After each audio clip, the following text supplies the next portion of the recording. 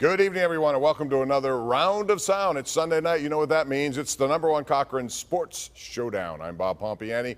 Lots to get into tonight, including Kyle Dubas, the new man in charge of the Pittsburgh Penguins. We'll talk about what the expectation should be, not just this year, but beyond, and what he's capable of doing in that role of president of hockey ops. We'll get into that. We'll also talk about Broderick Jones versus Dan Moore. A teammate has an opinion. A lot of people don't agree with it. We'll get into that, but the #1 topic tonight on the #1 Cochran Sports Showdown will be the Pirates, who won again today. Bring out the broom, sweep the Cardinals. Here to discuss is your panel. We have Jeff Hathhorn, sports director of 93.7 The Fan. Far left in the middle is Jason Mackey from the Pittsburgh Post-Gazette, and also a lot of other stuff, including 93.7 The Fan. Yes. And TV. We do a lot of stuff here. And Colin Dunlap from 93.7 The Fan. So, gents, I want to get into it, and we're going to start with you, Jason, just because you cover this team. Are they now back to contending status? It seems like we ask this question every week. After May, people were ready to just say, jump off that ship and never return. I thought you were going to pick me. I'm glad you're starting with Jason. I mean, all right, I have to answer this question two ways, Pomp. I mean, technically, they're in contention. They are literally contending for first place, for a playoff spot. I know that's insane. I know what it says on the calendar, and that the playoffs are nowhere near starting. But I look around at the NL Central, I look at the Cardinals right now, I look at the Brewers right now. There's no reason they can't stay around in this thing. There's no team in the division that is head and shoulders better than them. There's no Dodgers, Padres around that corner, Phillies, Mets. They're in other divisions. Somebody's going to have to win this thing. So based on what I've seen out of these other teams, now again, I know what date it is, I know it's early. I've seen nothing to tell me that they can't do it. Now, whether they do it, I have no idea, but it is certainly possible. Well, I mean, in baseball, you're in it till you're not.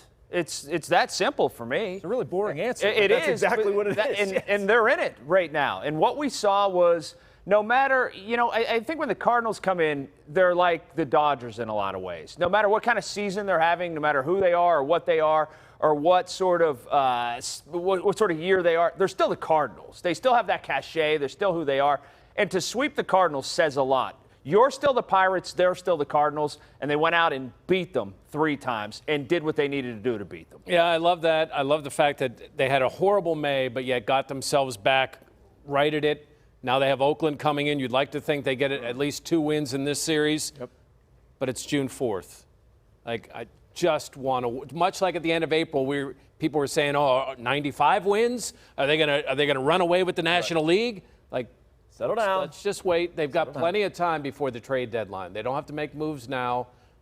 They can wait. Let this play out. Can I get this out of the way? Derek Shelton used incrinculant in the post-game press conference today, Joe Starkey, Bob. you got what you wanted here. We're going to bring that up. It was spectacular.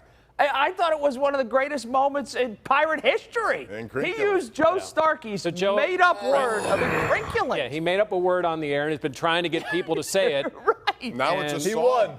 Now it's a song. Joe Everything's has his own, a song for Joe. Yes. All right, I want to talk to you about Dave Bednar. Right. Because he's in the game for the 3rd straight game, and he's turned into an outstanding closer, maybe one of the best in the game, which was a great trade by the Pirates to bring him over.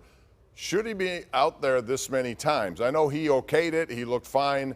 But if you do this again, it could have consequences. Colin, what would you do with it? Yes, because everything And if it was Oakland, would he have been out there? No, and that's the whole thing, Bob. Everything fell into place. I don't know, Jason or Jeff, how you guys feel about this. You hope to, it's a downtrodden Oakland team. You hope to not need him over the next 3 days. Go out, use him now. This is a division game. It's the Cardinals. You can get a sweep. You can muster a whole lot of momentum into the A series. You hope like heck you don't need your closer. Go ahead and fire what you got now and hope Monday, Tuesday, Wednesday he can be down. Totally agree with that, Pomp. And I think sort of I don't know what the right word for it, being scared of something happening. We saw it last year with Bednar. He got hurt. He got hurt because he was being used in an extremely atypical way. They're running up multiple innings, pitch counts 40, 50. That's not a typical job description. Now, are you going out here and asking him to throw 1 inning?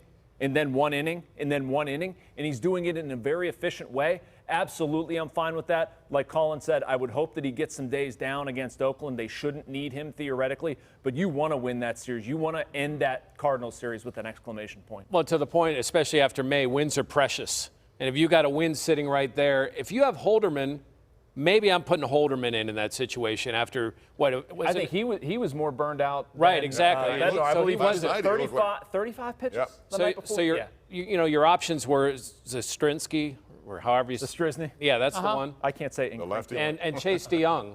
I mean, yeah, go for the win now. I mean, it's a 2-1 game. It's not like it's a 4-1 where it's kind of a room to make a mistake save. Yeah, absolutely. Got to bank those wins when you got the opportunity. All right, so Jason, after the game, looks like the Pirates are going to make a move that Henry Davis gets a promotion. Yep. Why not? We've been talking about that. He's hitting a cover off the ball. But what do they do in AAA now? They have 2 prospects in Endy Rodriguez and Henry Davis. How do they split time? And will we see one of those guys up here sooner rather than later? I think yes would be my short answer to that one, Pomp. I think it's probably easier to get Endy Rodriguez up here. You can bounce him a little bit. He's a little bit ahead of Henry Davis. Probably wait a little bit more time to get past the Super 2 deadline. But how to split reps? I don't think I see a definitive thing where we say, like, Henry Davis is the catcher, Endy, you have to go somewhere else. I think I see them sort of starting it out as an even split, like 3 days a week each. Minor leagues, they play 6 games a week, so give 3 each, maybe, I don't know, 2 days at another position a day, whatever you want to do, work that out. But I think probably an even split, and yeah, in about 2 weeks wouldn't shock me if that I needs think to. they'll use Davis as a DH too. Oh, yeah. You know, I mean, a lot. Anywhere And to get maybe his a bat game in right field. I Right. wouldn't shock. Yeah. Well, one of the things Charrington has said is they love the opportunity for a manager to have 2 catchers. Where at some point where you have Endy and Henry on the same team in Pittsburgh, you've got options. You can do things that most managers can't do. Well, maybe you can start doing that a little bit in AAA. Yeah. And I do think at some point Endy comes up and probably delay goes down. All right, we have a lot more to get into. Later in the program, we'll ask the question of Pittsburgh sports fans. If you have one opponent, doesn't matter what sport we're talking about, who you get more satisfaction of beating, who would it be? It was the Cardinals this weekend. Is that number 1 on your list, Wes? These guys, what they think. But next up, Kyle Dubas is the new man in charge of the Penguins. How can he balance now and later at the same time? We'll discuss it next, right here on the number 1 Cochran Sports Showdown.